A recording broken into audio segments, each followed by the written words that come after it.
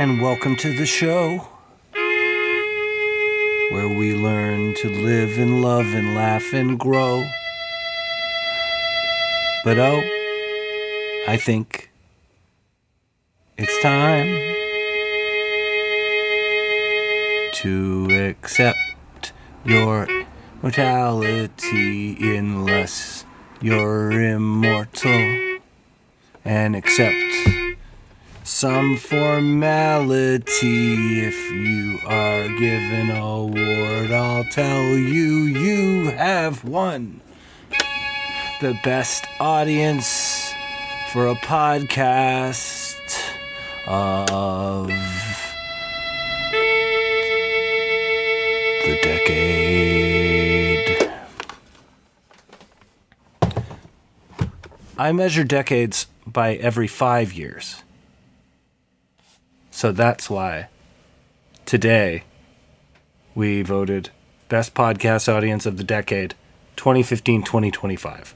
That's how I measure podcast audiences for awards.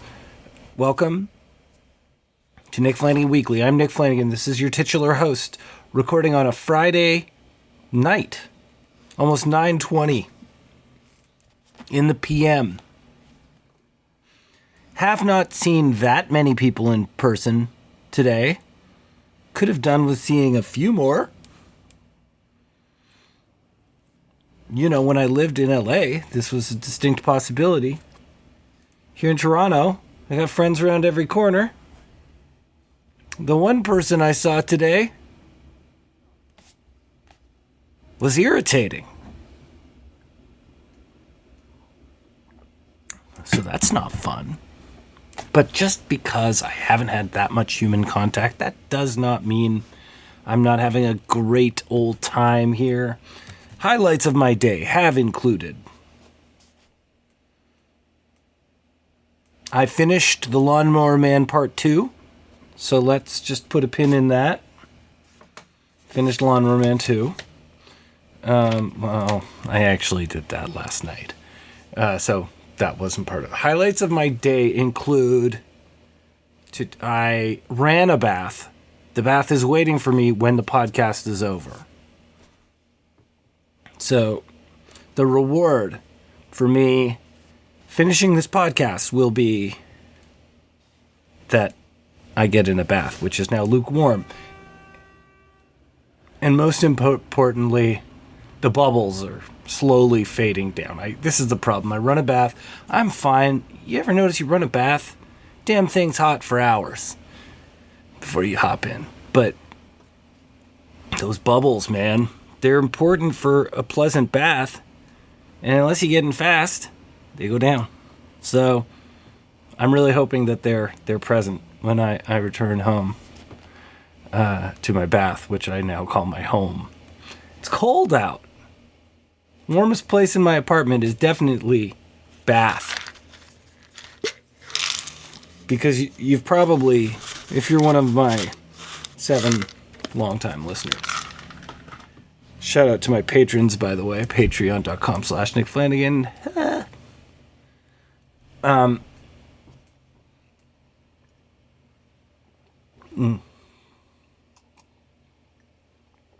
If you've followed me since I've been recording pretty regularly down in my sweet pad, you know that there's often in the winter you'll hear the radiator knocking, or in some cases simmering. For a while it was squealing. That's been taken care of.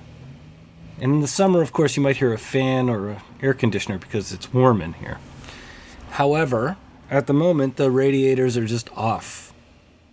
And that's better because my apartment actually gets too hot with the radiator on. However, I had a heater on, and that filled up my apartment with heat. As always, you may consider these details unnecessary, but I am telling you them to paint a picture. So don't judge me, because they say that God is in the details and the devil is in the details. So, in other words, that kind of evens it out. And that's exactly why I use details, because they're the perfect mixture. That's why I use details. Love how I can't say words at the same time. I can't think and say at the same time. That's one of my favorite things about me. What are you doing? How are you? You can let me know if you have any questions, comments, thoughts, needs, suggestions, vibes. Send them to weaklypodcast @gmail.com. That's weaklypodcast@gmail.com. I am Nick. We are here. Wouldn't it be fun if I had a playlist for every episode?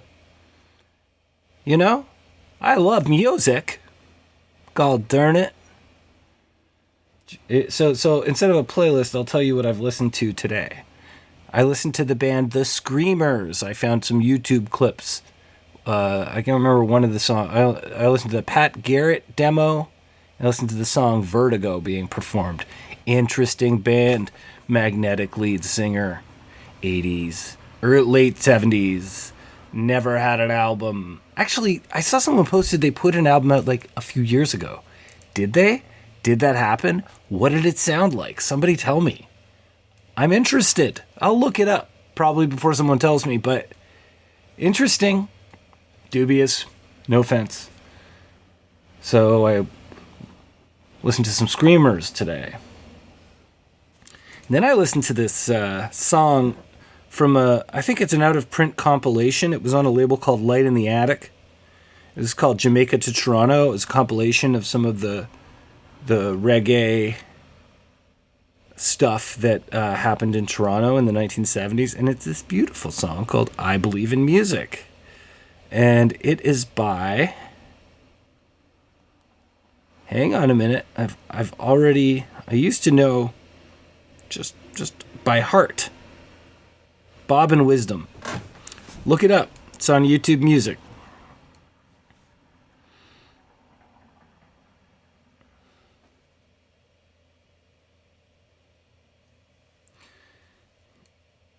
Anyway, I Believe in Music. And, I don't know. Then, probably listen to something else. Then it started a Toots and the Maytals song. Oh, and this week, I listened to a really cool album by the singer-songwriter Adam Green. I think it was... He made it a musical, so the album is basically songs from this musical he wrote. The album's called Aladdin. Have you heard it? It's good. He was in the Moldy Peaches, Adam Green. I lost track after Jacket Full of Danger. I think Gemstones, I think I heard that album. But he does so many different things, and he keeps a bit of a low, let's say, publicity profile. And so I checked out Aladdin, which is almost 10 years old now. It's really good. Shout out to you, Adam Green. Maybe you're a listener. Who knows? He went and saw me do comedy in 2003 or 4 when I opened up for Neil Hamburger at Joe's Pub in New York City. Yeah? That's right. Mostly thanks to Neil Hamburger, I have had the distinct pleasure of playing such venerable locations as Joe's Pub, the Bell House, TT the Bears in Boston. Where else? I mean, I've done comedy. I believe I've done comedy at the Auto Bar in Baltimore. I've also rocked the Auto Bar with my band music once too. So that one's a double shot. That would be a fun little thing to do, is say, where have I played music and done comedy? What venues have I done both at? Spaceland the Satellite, thank you, Neil Hamburger, and some other people, but you're a big reason why I got to play that stage a lot. I think it's finished. It was a cool place for that particular show. Anyway, shout out to Neil Hamburger, shout out to Greg Turkington. It was his birthday recently. We're Cool. We're friends. I love him. So, it's okay to love another man. We have to, in fact. To deny it is foolish. Yeah. So, I actually had all these notes about... I wanted to tell you about all of the stuff that I've been ingesting this week, culturally, musically. I didn't really go out that well. I worked a lot of shows. I hung out and took tickets from fellow community members for various punk rock and interesting music shows. Did I do stand-up this week? No, I don't believe so. Maybe I did. It's really a blur. No, I did stand-up just about a week ago at Laugh Sabbath at Comedy Bar. But I feel like I've been funny and on. It feels like I've been on stage all week. Anyway.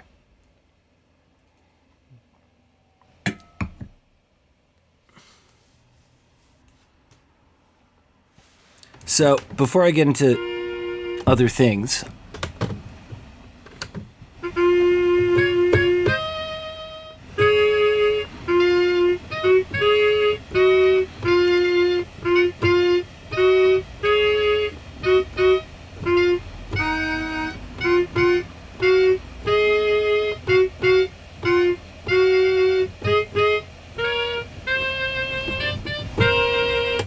anyway, that was fun. Just a little noodling.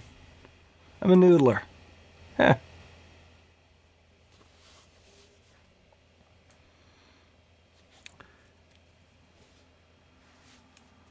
On Friday of last week, 1 week ago today, I did the door at a show I knew I was going to see some old friends at for a band called Hard Skin. Do you know who Hard Skin are? You probably don't. You might. I wouldn't have if things had been different in my life. But they're a street punk oi band that formed in the 90s that are sort of having fun with the idea of oi and skinhead, British skinhead rock. I don't know if you're familiar with skinhead music, but they're not all racist. They're just lads. It started somewhat anti-racistly in Britain, and then it became kind of racist.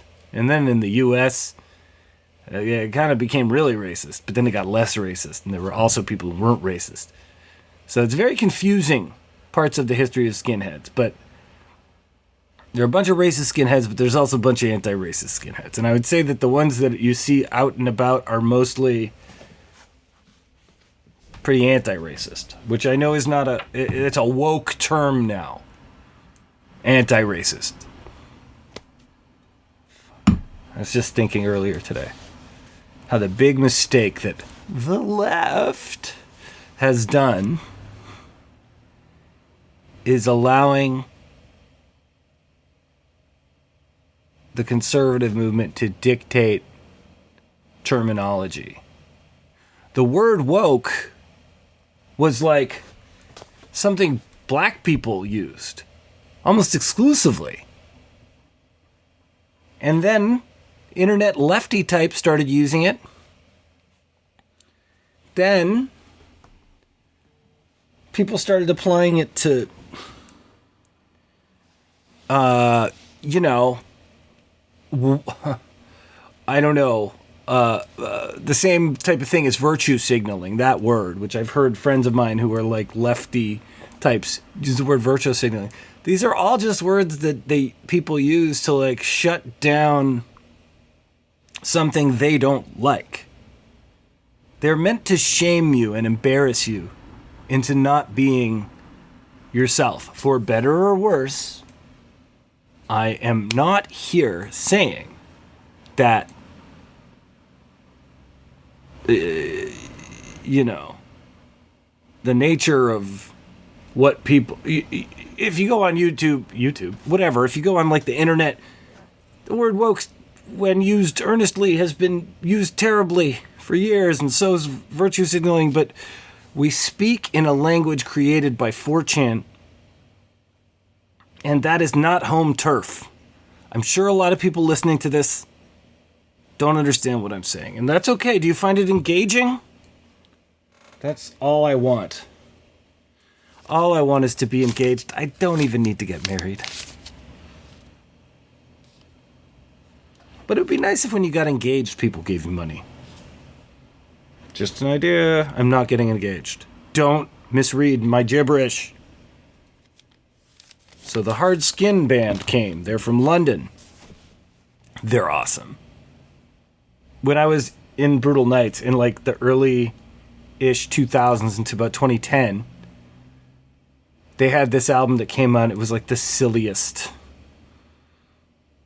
dumbest takes on Oi. Very tongue-in-cheek, but really well done, which is my kind of thing. I like Ween because they make fun songs that are cool and sound fun, but they're also kind of funny. Adam Green, similar. Moldy Peaches, similar. Now look, one time, the only time, I once interviewed Adam Green when I was probably 22 and he was probably 20 or even 19, I don't know. And over the phone. And, you know, I've been writing lyrics since I was like a kid, right? For bands. And they've always been fun. I've always wanted to, like, the goal of my lyrics is to, like, be insane, make my friends laugh, and kind of make people go, like, I do see your point.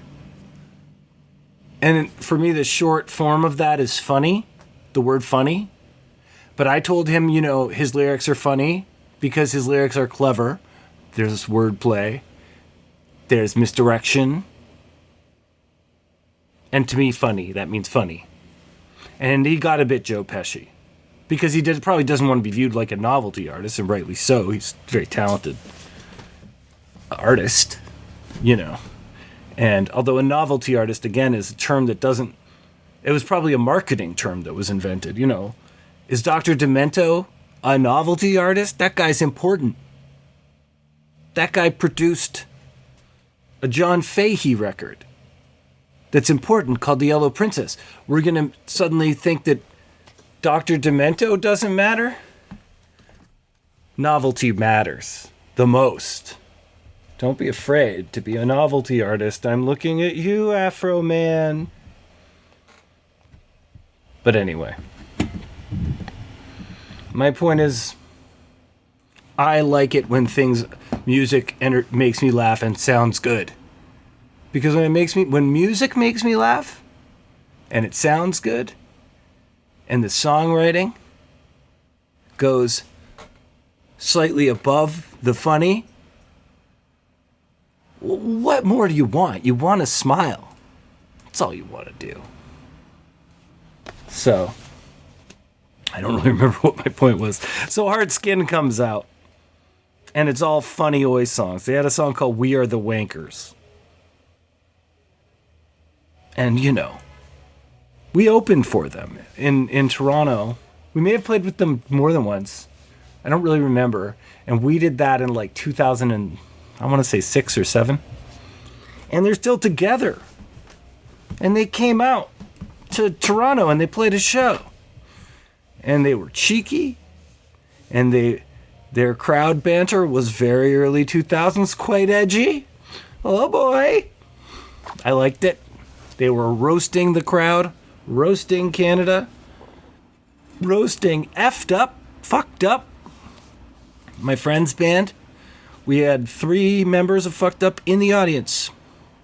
Jonah Falco, Damien Abraham, Josh Zucker, all great guys. It was wonderful seeing them. Get roasted. But yeah, Hard Skin were hilarious. At least 2 members of Brutal Nights, my band, came. John and Katie, amazing. So many old heads came. So I appreciate Tom Ellis for putting on that show. Tom runs a label called Static Shock. He's from London originally. Static Shock has about 1 million good acts on it. And do I have that number right? About 1 million? I think that's what's on it. And he put on the show, so thanks. Then this band Puffer opened up from Montreal. They were great. Sounded awesome. Singer was had this sort of magnetism to him. That was great. So Puffer, definitely check out Puffer. If you get a chance, they're good stuff. And the first band was the Imploders, who I may have mentioned on the show before. Great guys. Great band. I'm telling you, they're tour tight, as I always like to tell them. So if you see a band, if you'd like a sort of hyperactive garage punk rock, and you get a chance to see Imploders live, you won't regret it. Shout out to the Imploders. You guys have been killing it live for the last little while. And before, but the last few shows I've seen have been solid.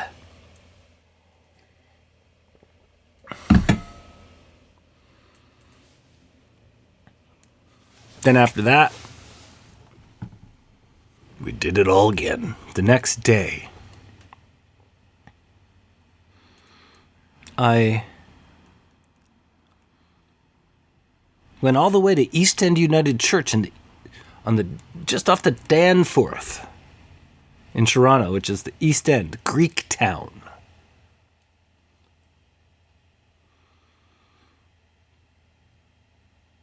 I have many beloved memories in the East End. I watched the movie Audition with my friend Mio in the East End. I saw The Shining at the Fox Theater not that long ago in the East End. I had an in-person voiceover audition in the East End once, quite a while ago. Didn't get the part. This East End United Church hosted a show put on by Not Dead Yet, whom are the people I often work with on the door. Big local bonanza. We're talking headlined by 9 million, filled with it's got so many people in the band, like 7 people, but it's all these movers and shakers in the Toronto punk and indie music scene. Talented, these multi-talents. Danielle, Luch, Ace, Leah, Matt, Jamie, Noah. I feel like I'm forgetting someone. But it's so many people. How am I supposed to remember them all? If I forgot you, you're the one that's invited to be the next guest on Nick Flanagan Weekly. So those podcasts where a guy just rambles, but he kind of talks crap about other people in the middle so people watch it? I want to do that, but without the talking crap. Pausey. And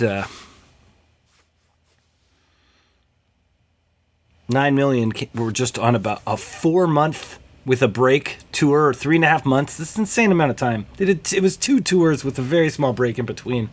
Opening for this band, this solo act, Ethel Cain. They were in the U.S., and then they were in Europe. And they're friends, so it was like a homecoming show. So they're headlining this show.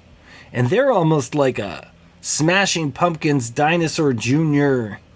guitar jangle dream thing vibe. You wouldn't necessarily think this is the most punk rock thing I've ever seen if you saw it. But you know how it is. We're long past the days of punks punks making Sex Pistols music. They weren't even doing that during that time. So leave your presumptions at the door, please. There will be even though it's mandatory, I will still be making you pay a fee. And I will be rifling through your presumptions. Do you want to know what my windowsill looks like? No? Well, I'm going to tell you.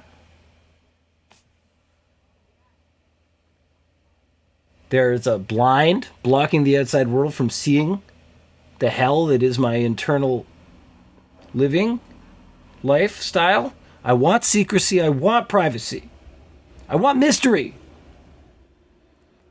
There is a record sleeve of an Oscar Peterson album called The Trio with a very lovely cover. I probably found it and it didn't have a vinyl with it. So I just said, let's put this up.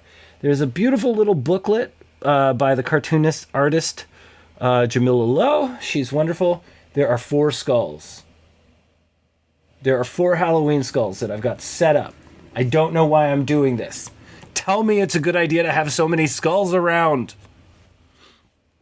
9 million were headlining this show at this damn church.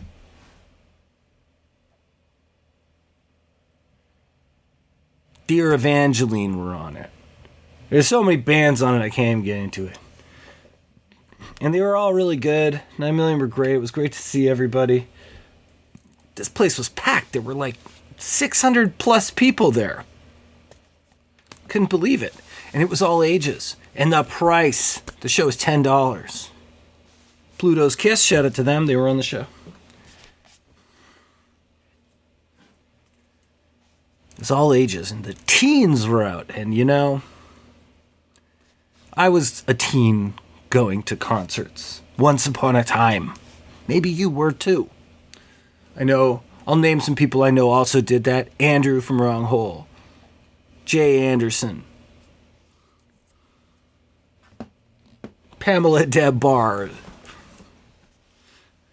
who was recently recommended to me as a Facebook friend. Should I request Pamela Des Barres' Facebook friendship? I don't know. But anyway, but like, they're all dressed like little goths. I saw way less cuts on the wrist than I have in years past, which was nice. I feel like that moment maybe escaping a little bit. There was a period for a few years where there were a lot of scars on your wrist, which, like, I get it. Life's hard. The relief you feel from self-mutilation or some sort of damage is cathartic at the time, but it's alarming to see. So, I'm not going to complain about seeing less of that. So, congratulations, kids. But yeah, it just made me say, I don't even know. I just like that people are everyone's so excited to be at a show. And like, even back when in the 90s, probably a show would cost about $10 that I would go to the Opera House that was a bunch of local bands. And this was really similar to that. That's all. It felt a lot like these Opera House shows that I used to go to with bands like Grasshopper or Project 9. These names will mean not very much to people outside of a certain time and place. But yeah, so that was really nice. And then a few days ago, it wasn't the first time I've worked with this artist. I mean, it's funny I'm saying that because when I was like ushering at Massey Hall, I wouldn't say, "Oh, you worked with." I worked with Sigur Rós, but I don't know. This kind of thing is different. I show up and the musician's right there, and I say, "Hey, do you need anything? How's it going? Who's on your guest list?" It's different. Anyway, Clare Rousey. Do you know who Clare Rousey is? Really talented musician. Played a grand piano last time they were in the city performing. They may live in LA. I don't know for sure, but I wouldn't doubt it. She may live in LA. Clare Rousey was doing this stuff that was with like keyboard, some amount of delay, samples, vocal samples. So it was really like it felt like almost performance art musical audio piece mixed with like the most wonderfully arranged piano compositions, long form piano composition that was stirring very often, but also kind of mellow, like a very intentional kind of like sacred thing going on, and not in a gimmicky way. She suggested at the beginning to see to the crowd to sit down, and they were just Clare Rousey is a trans artist, and she her crowd, there were trans people in the audience, and they're so it was just mellow and so happy to be there and comfortable, and it was all love and happiness, and it was a great ass show, is what I'm saying. And if you get a chance to see Clare Rousey, you should, or I'll get you. You don't want me to get you.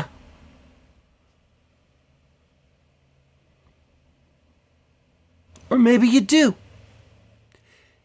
If you do, please donate to ko-fi.com/Nick Flanagan. That's ko-fi.com/Nick Flanagan if you want me to get you. Today's a real review-heavy program for you. I'm also going to tell you that I've been listening to an audiobook. I've been listening to a few audiobooks. Libby, baby! Don't get Audible, get Libby. Libby is the library app. If you have a library card, you can use Libby. Do they have every audiobook? No. They don't have Scarface's audiobook. I want to hear the rapper Scarface. I want to hear his audiobook, but they don't have it, so that's not going to work. But I did just listen to Sid Meier, the great computer programmer who created Sid Meier's Civilization, Railroad Tycoon. He created Civilization. We want everything to do with this guy. And I listened to his book, and it was great. Very interesting.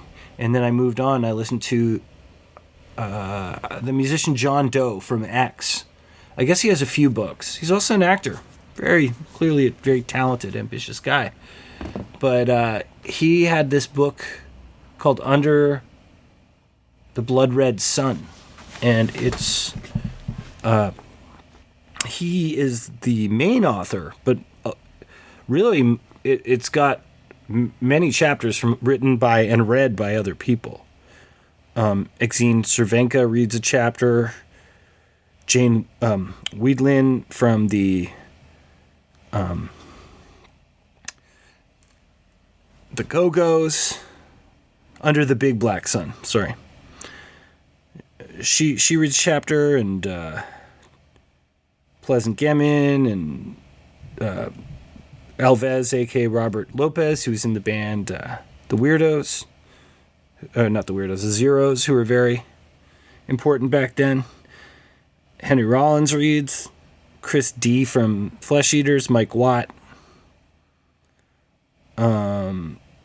Yeah, like every chapter so far has been it's incredibly produced. The way that the readings are introduced and the atmosphere of the audiobook is amazing. And I am loving it. I don't know what I expected. Like I love hearing I love the LA punk and freak scene from the 70s. I think it's so cool. But for some reason, sometimes I go into these punk memory books and I just go like, well, it kind of shouldn't be told or something, or making a big thing of it is kind of antithetical to what it is. But man, Under the Big Black Sun, so good. I recommend. Definitely check it out using Libby.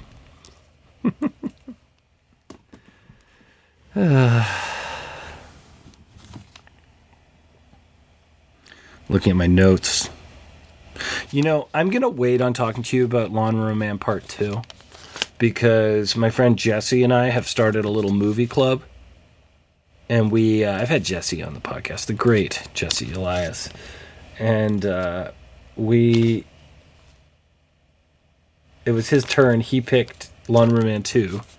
Welcome, aka Lawnmower Man 2, Welcome to full title, Lawnmower Man 2, Welcome to Cyberspace.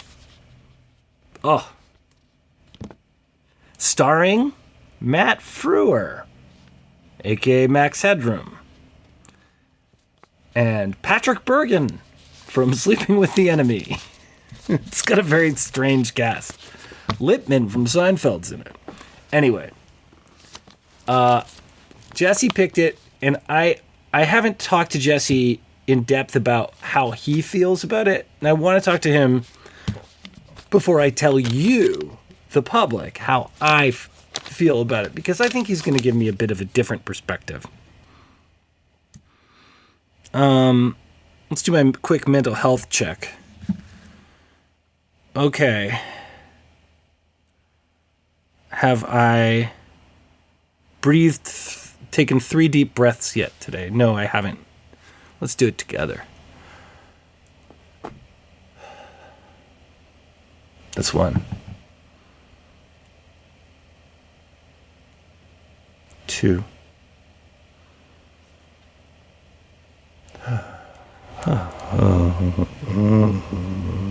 You still there? Cool. That was the 3rd breath. Cardio. I haven't done my cardio yet. Got out and walked. We'll see if I do cardio. It's almost 10 o'clock.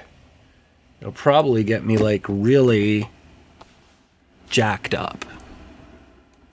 But it takes me so long to fall asleep anyway. It doesn't matter if I get it jacked up right now. What's my cardio? I do, thank you for asking, the boxing gloves. Throw them on. Do a little boxing routine for I've got it up to 25 minutes now. And ever since I hit 25 minutes with this, I'm experiencing a high. I've never had this high before. They talk about runner's high. To me, runner is high only if you go run top of mountain. Then you're high. Then runner is high. But I've never had it. Cardio high? Not really. I just feel so exhausted. Because I'll tend to do cardio for really like an elliptical cardio kind of thing. Weightlifting high? You kidding? Not that I really do that much of that. But this boxing, maybe I'm getting dizzy or something. But I'm giddy by the time I'm finished. And I'm playing high octane rock and roll. If I do cardio tonight, it's going to be a good time. But my question is, am I here for a good time or a long time? Maybe tonight I want to be here for a long time. Then I won't do the cardio because it's a good time. I might wait till tomorrow. I'm really not sure, but I'll deal with that. You deal with you, and I'll deal with that. How does that sound? We got a problem? No, we've got a solution. And the solution is me leaving you now and you having a great rest of your day. This is Nick Flanagan Weekly. Just a few things at the end I'd like to tell you. As stated, you can help out the podcast at ko-fi.com. That's kofi.com/Nick Flanagan. It's December, and then it's January. We could all, if you happen to have a little budget to help a guy do things and that you like, I put it to you to perhaps do that. And if you've already done that, thank you. It really means a lot to me. I appreciate it very much. And you can check out Wrong Hole, my most recent musical act, on Bandcamp. I have a couple of records on Bandcamp under my name, Nick Flanagan. I'm going to put out a new one very early on in the new year. Can't wait for that. What else can I say? Just take care of yourself, please. Talk to you soon.